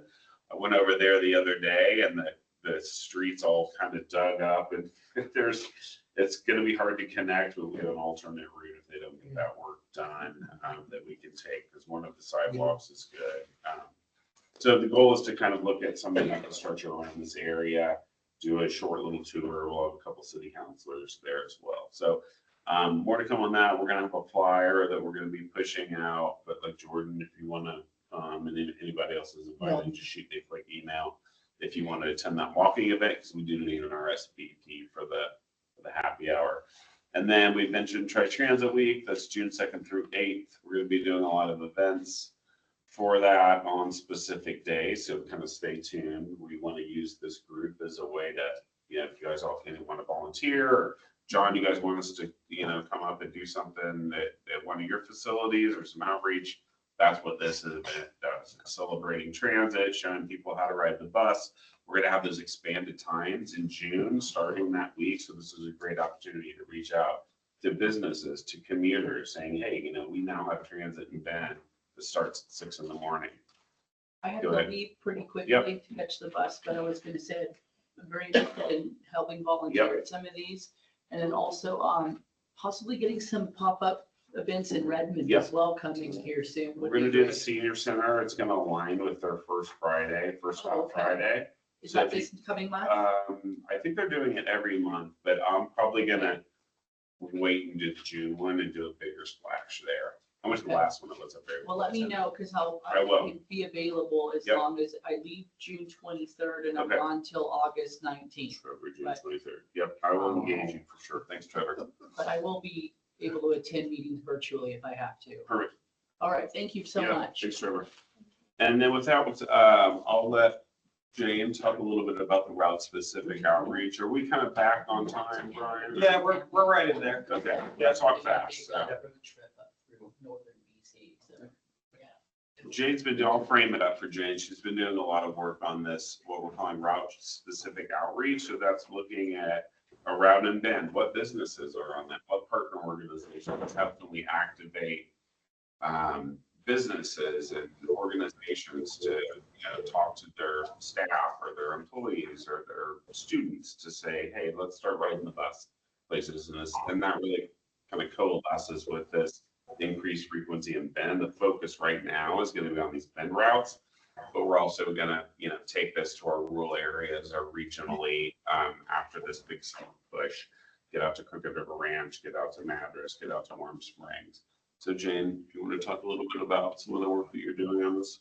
Yeah, absolutely. So right now, what I've been focusing on is, like you was talking about, these outreach plans for our fixed routes to start, and then it will expand to our community connectors, everything that we're running. And right now, under the scope of general outreach, our key strategies are going to be route promotion, social media spotlight, on the ground visibility, as well as community events. So those four are going to be kind of our cornerstone, our general outreach strategies. So we're going to really up our use of social media. I'll be coming in on the Instagram, Facebook, making a lot more content promoting Cascade East Transit, and also promoting how the bus is connecting these vital key places in our community. So then also working on our on the ground visibility. So going to high traffic locations with flyers, posters, brochures, and also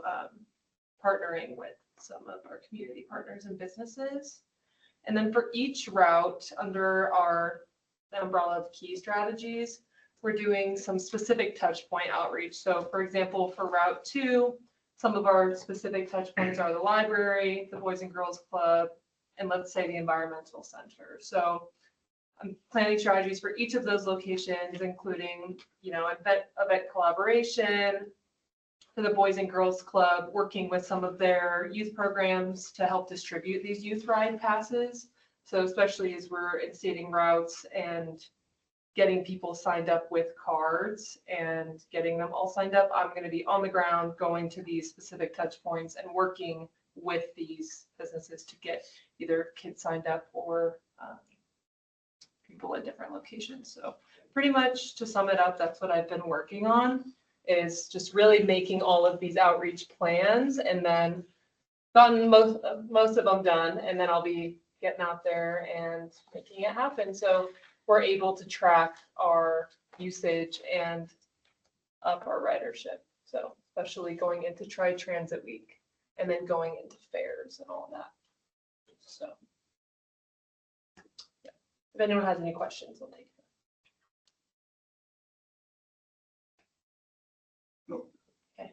Do you have anyone that is a public information officer that is your specific media contact that coordinates all your media work and press releases and everything that goes out to media so that all of the work that she's doing is getting communicated with community partners and media? Yeah, his name's Derek. Yeah. This is one of the things we're adjusting here, and certainly giving Derek some support. And as Jane comes on board, putting a magnifying lens on how we do that. We don't have a PIO designation, but that's how Derek is our pseudo. We certainly have a lot of events and curiosities since I came on board, so I'm handling some of the press things too. But moving forward, when we get to this point, if we're transitioning some roles a bit in CT, that Derek will be the primary contact for all of that. Yeah. And Derek, also, you got a few things on your plate. Yeah, I know. And Jessica, we also do bus advertising, and we get the radio stations on board with that. One's regional, one's been based, and so we trade free radio advertising for bus ads. We have about $15,000 in radio advertisements that are going to go out. So that's certainly going to help with that public awareness push.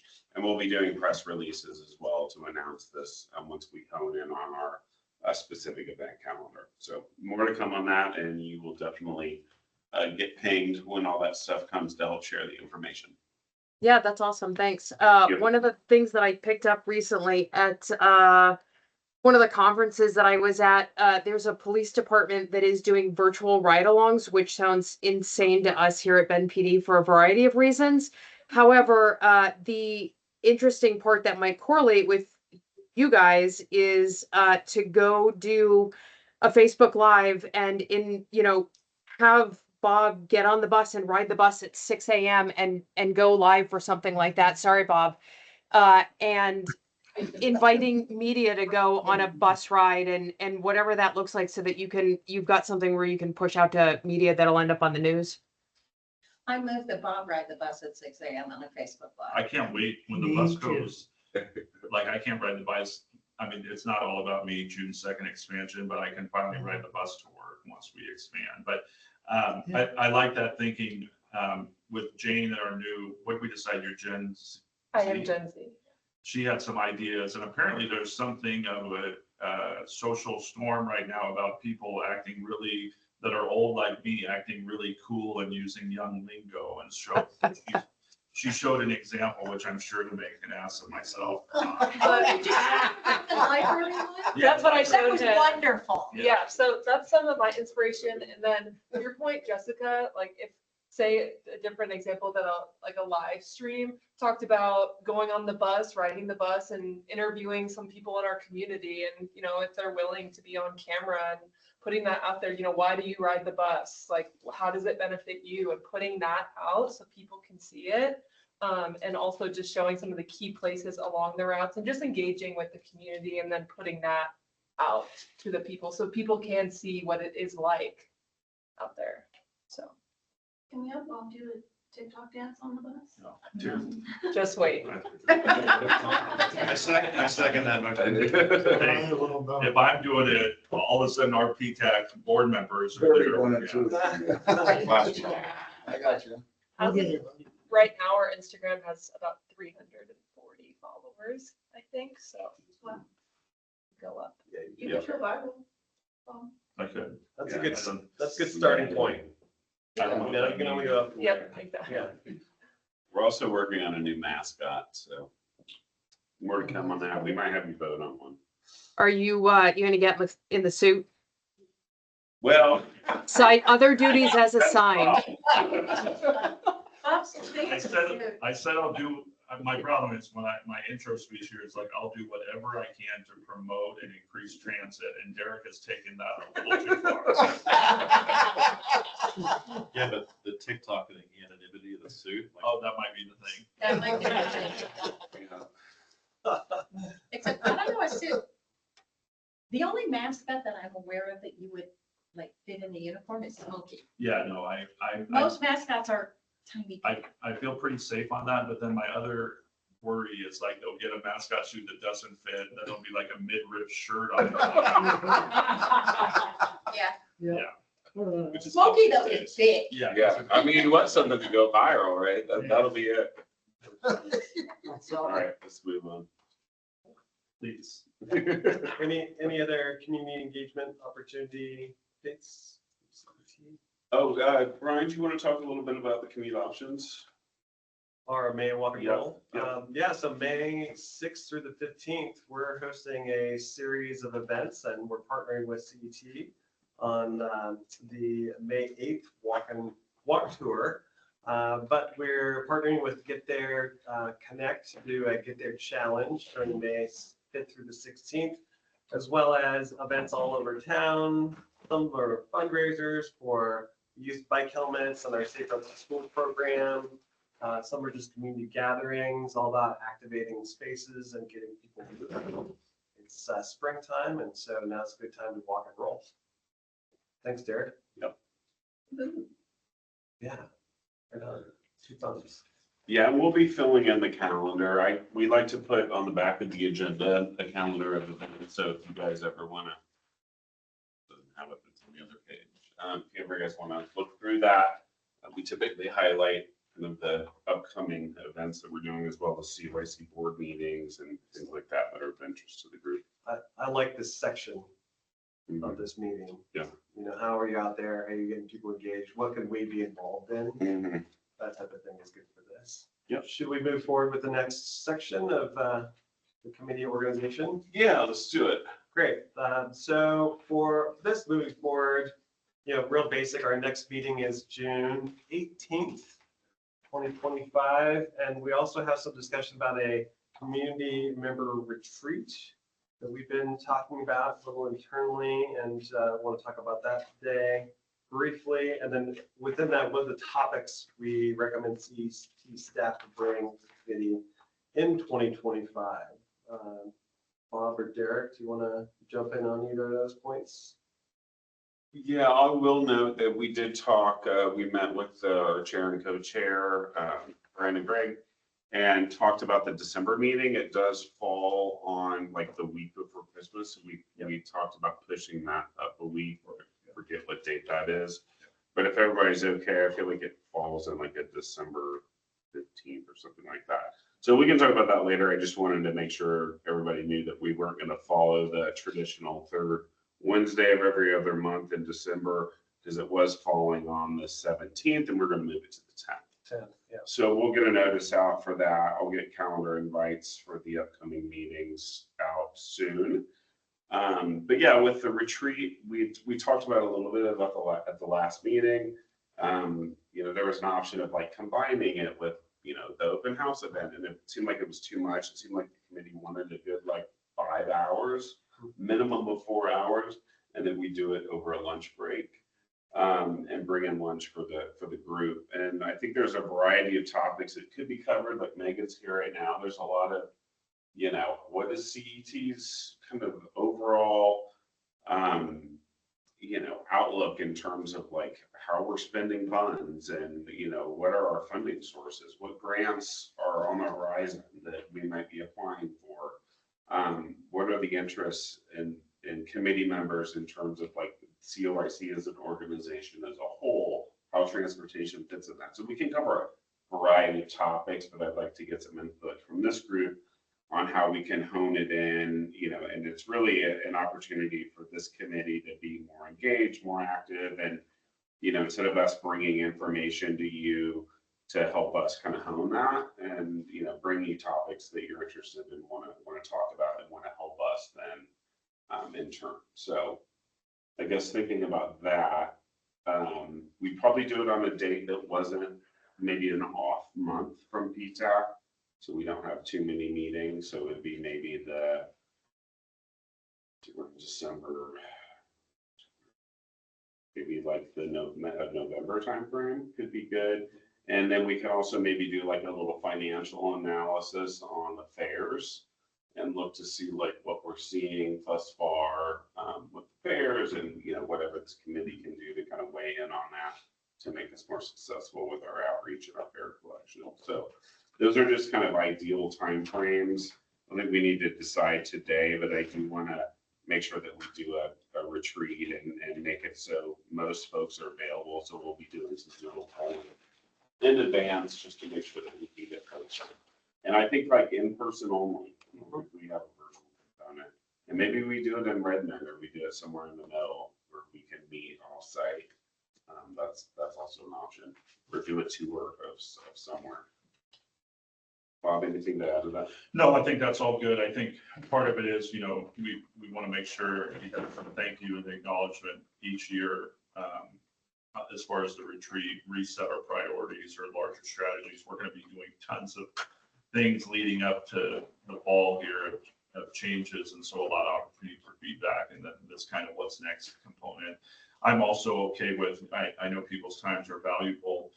Our RPTAC meeting in October may be pretty low because we'll have implemented everything, and it may just be an informational update. So we could combine if that, people wanted, and would, you know, and set in time. But and there's also, you know, the opportunity for us to do or ride a bus that day on, you know, do a quick tour thing, and on a potential new route or something like that, and get people's feedback.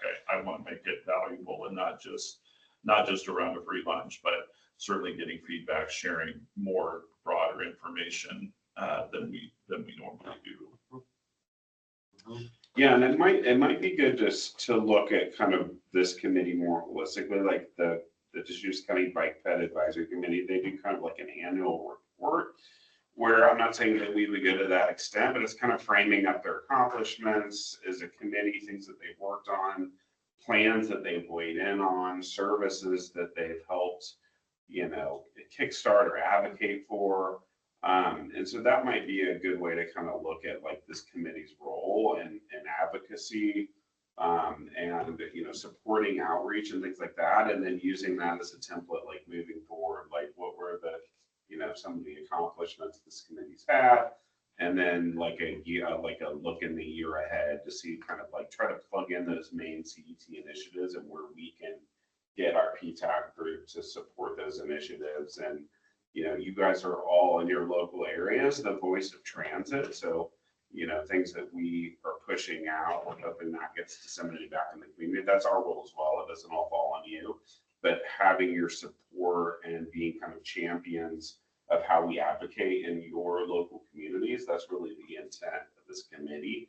And we want to really activate that. Like, you know, Greg to Shoots River Woods, we're hopefully going to have some services up there helping us figure out what that looks like, how we plan it, how we communicate with neighbors, members. Like, it's hard for us to just kind of go door to door, but if we have someone who's on the, you know, the neighborhood association board and knows all those individuals can set up those meetings for us, it makes it a lot easier to get that messaging out. You get a float in the DRW Christmas parade. Yeah, Do it.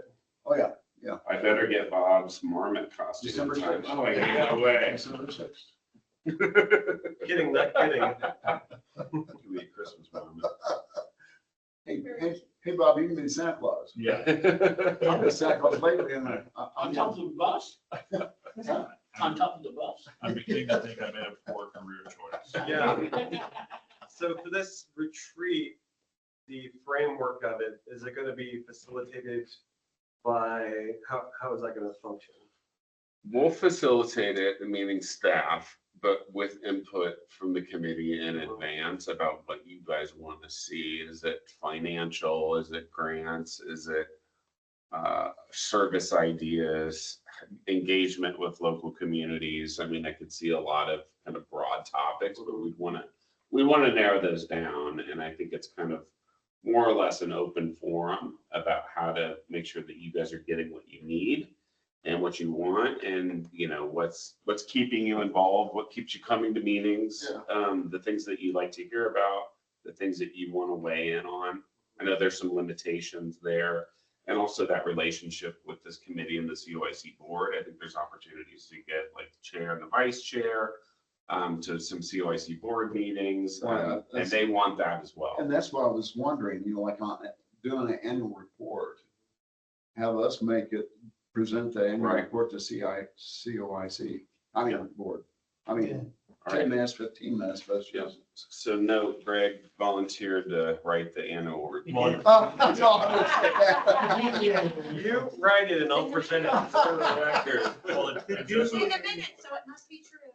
Just on that note, we don't want to do a doodle poll and include the CYC board because we never find time, but certainly we want to extend an invitation to board members for our retreat. Yeah. Because we'll be sharing a lot of the same information. There'll be an opportunity to connect. Now, is that 4 out of 20 people come, you know, who knows, or maybe different times, but we definitely want to take a stab at that. If you can get any of them, it's a win. Yeah.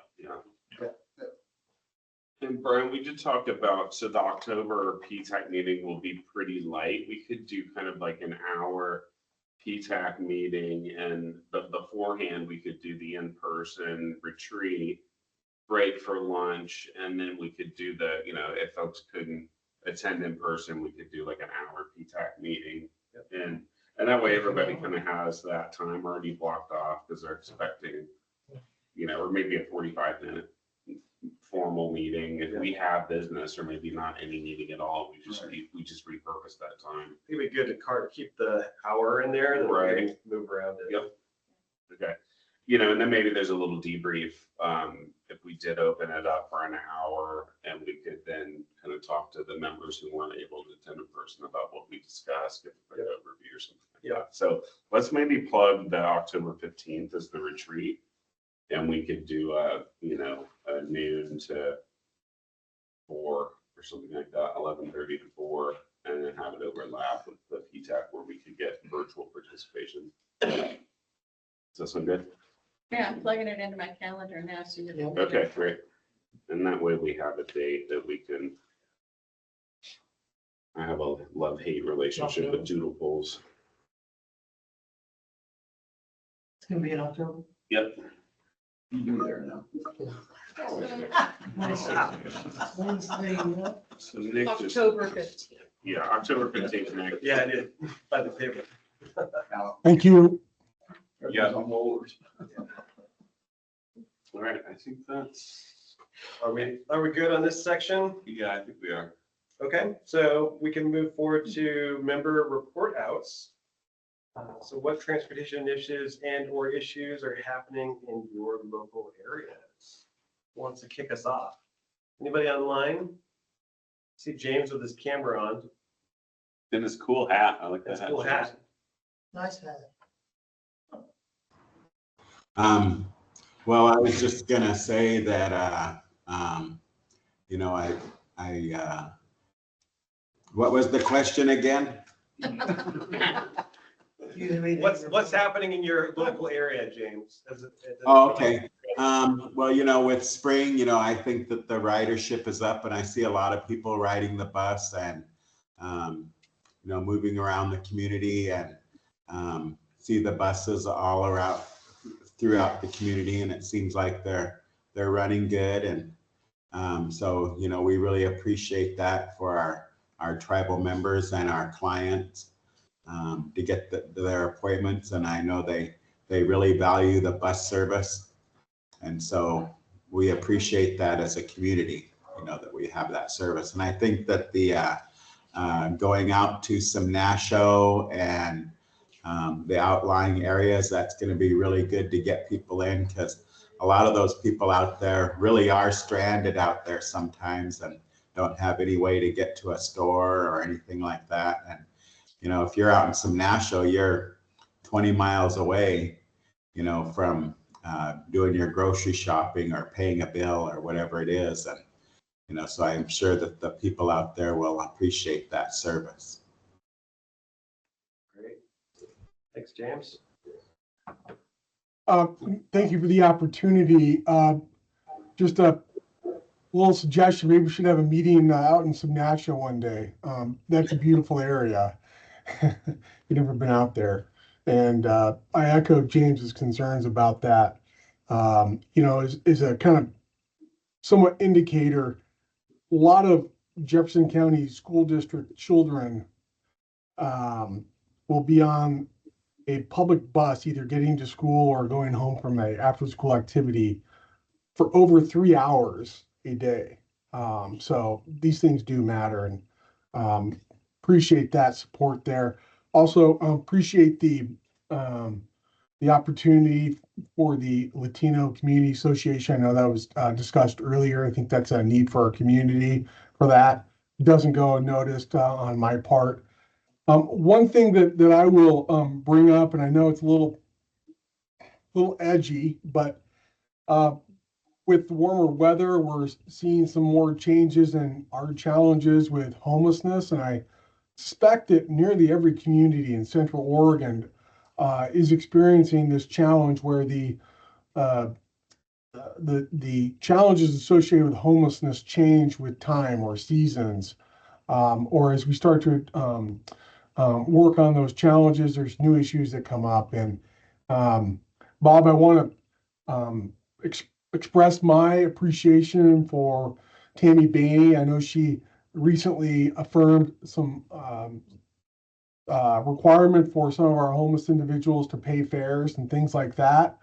On the surface, one might say, boy, we should be allowing free transit for those individuals. But, you know, I'm just of the opinion anymore that the fares serve a purpose. Not only does it allow the transit agency to become or closer to a sustainable financial model, but it ensures that the people that are wanting to use the system are actually needing to use the system and utilizing resources in an effective and efficient manner.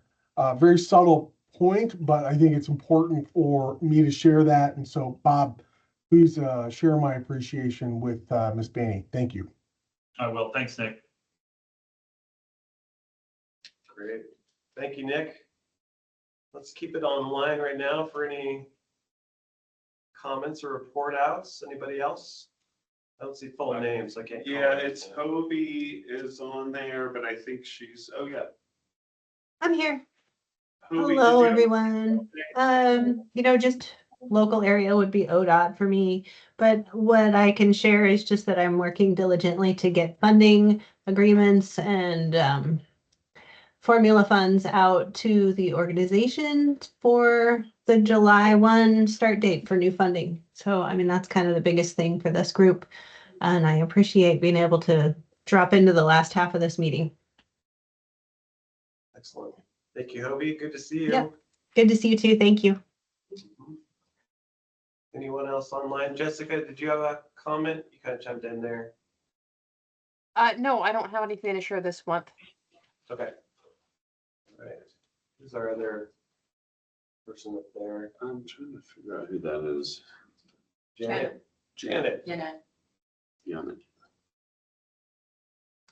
Thanks. Yeah, just wanted to thank you all for the work that you've done in partnership with Latino Community Association out in Madras. I do hope to see that expand into Redmond and Bend, also based on the demographic population and increase in ridership, opportunities for outreach, et cetera.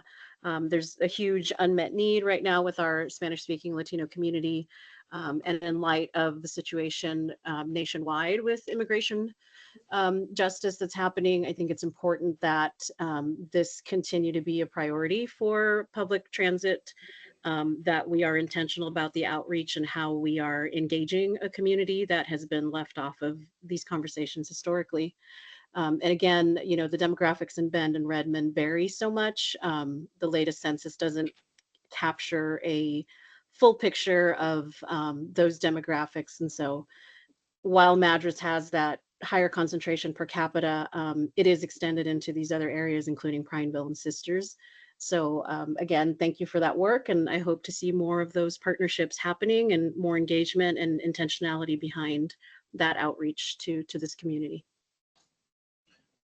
And just on that note, I'm meeting with Catalina, I don't think next week, the following week, just to discuss some other things we can do. And especially as we go to the pass system, there's certainly some concern about identification sharing and things like that. So we're going to be working through some of those details too, and hopefully capture a program and process that works for everybody.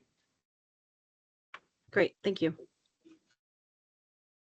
Excellent. All right, let's go around the room. John? Nothing on my end for full access. Okay. Nothing for me. No. Got it. I'm all set also. Anybody else? The only thing I got is everything at Bachelor changes on April 21st. And I will tell you, the employees are confused about the new bus. So They're confused. And there's also a Ronde van that starts tomorrow, Mount Bachelor, and all the shuttles are free Thursday through Sunday. Nice. And that's, I got a lot of media attention on that one as well, so. because there's no parking. Yeah, There's just no parking. yeah, they take half of the lot and block it off for RVs. Yeah. Jordan, anything from you? Derek and I took part in the sorry, I'm having a memory block here. Took part in the transportation for The joint committee. the hearing for the joint committee. So that was good. Great. I think. Yeah, it was. Jordan was the only transit rider that was able to make it. And so gave a little feedback on the importance of having a well-connected and funded service to be able to increase frequency and do all the good things that CET does. So appreciate that, Jordan. That was an evening event. And then I can give a quick update on the legislative side. I don't think we had one in there, but there's a current proposal in the transportation bill and the framework that is a 0.8% increase in the STIF. I believe Bob referenced that earlier. That doesn't get a lot of the larger transit agencies very far. They're still gonna have to cut service at a 0.8% increase. Granted, there's not gonna be another transportation bill for 8 or 10 years. So that doesn't sustain a lot of transit agencies. So the Oregon Transit Association is putting together a proposal to ask for some additional funding out of that. And then hopefully there's a middle ground that's around like a 0.3% increase over a scaled amount of time is kind of the sweet spot there. So that's all happening in the next 2 weeks. And I'll give an update. Hopefully everything gets finalized, and then we'll start having hearings on the actual package framework, probably in about a week or 2 weeks. So I'm continually plugged into that, and we're doing our best from a statewide perspective to articulate the need from transit agencies that are starting to face serious cuts when they look at their budgets and not being sure of federal funding and looking at costs of vehicles, especially when the tariffs kick in, like how is that going to increase pricing on vehicles, fuels, things like that. So it's what's being talked about in the legislature. So that's all I have. Thank you, Derek. Anything for the good of the order? I'm sorry, I got one more question about the transit bill. Yep. So do we have an idea when it will be effective? I mean, is this an emergency bill, 90 days, or is it effective in January, or is it effective funding date? If we get an increase, when do we get it? I mean, a transportation bill will have different effective dates. They more than likely on the payroll tax, they'll set it to a certain time frame that the tax rate will go up. Either it'll be a calendar year, fiscal year, and so it would not probably be immediate. Usually they're not. They have a date in the future, but the transportation bill is going to have 50 different components, so it's really hard to predict how the date impacts will be. Yeah, and the bill in 2017 that created the payroll tax, that was first transit agencies were able to utilize that in the 2019 to 2021 biennium. So it took a little while, but they also had to set everything up and start collecting the tax. So that process is already done. So I think it'd be a little easier implementation this time around. All the forecasts are already out.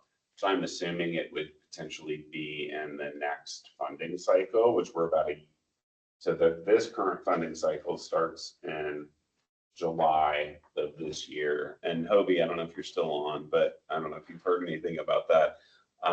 But probably, having it kick in and that.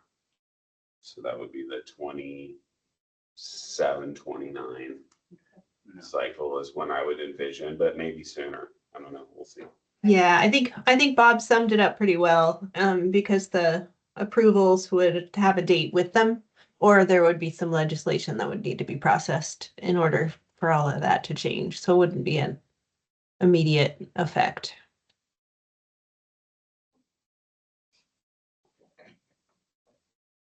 And I assume we're going to be paying the tax for a while before the money actually gets to transportation groups. Well, what's interesting, or like Derek said, is before there was no money at all, and they had to let some generate. Now we get to spend future money based on projections. So theoretically, they could allow us to spend on a projection at the new rate, but who, there's going to be so many ties to how we're trading between now and then on getting yes votes that it'll be hard to see exactly what it is. Yeah, and it has to pass first. So that's another implication.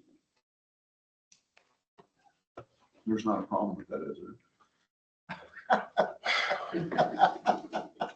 We'll see.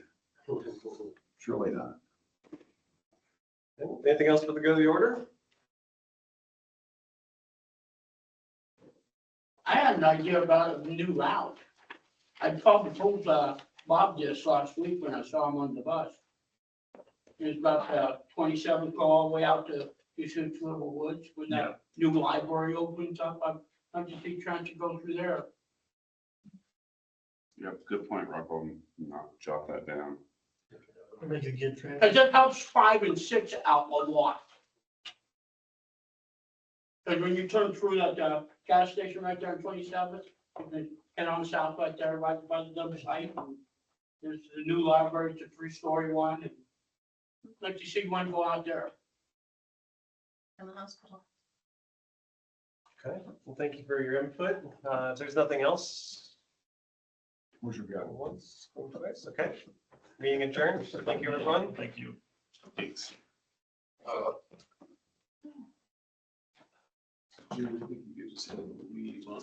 That's a great bus photo, by the way. Yeah.